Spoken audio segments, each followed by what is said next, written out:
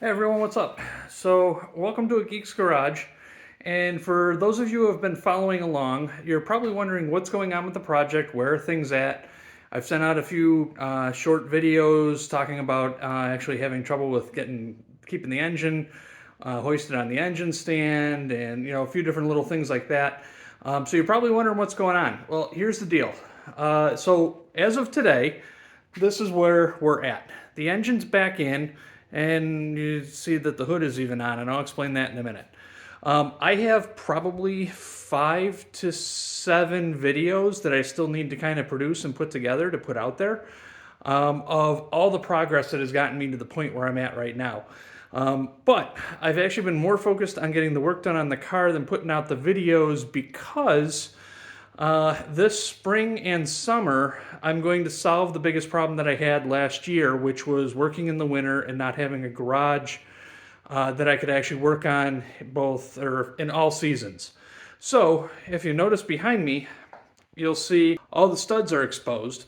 And the reason for that is this garage is going to get doubled. That's right, Geek's Garage is doubling in size. Basically, I'm going to be putting an extension off the back of my existing garage so that I have a shop to work in, and so that we can get the front garage back to a usable storage space, especially for cars in the winter.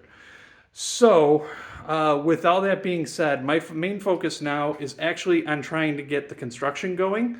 And I'm working with a few different people to do the work. And the first thing that we needed to do is to expose the back wall so that we can start cutting into it and preparing the hole for the new secondary garage door.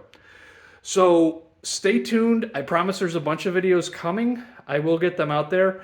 I'm going to continue working on the car. I am really hoping to get it out on the road this spring or summer. Probably more summer than spring, but we'll see. But I've got to get working on the construction so that A Geek's Garage can continue to work in a much more open and a little bit easier to work in garage space. So with that, please stay tuned. Leave comments down below. If you guys and gals have ever built a garage, you've got any hints or tips for me. It's a clean slate at this point. So I'd love to hear any ideas you might have about what you've done with your garage or what you did if you ever built yourself a garage to work. Love to hear it. So please leave your comments down below. Stay tuned. There is more videos coming.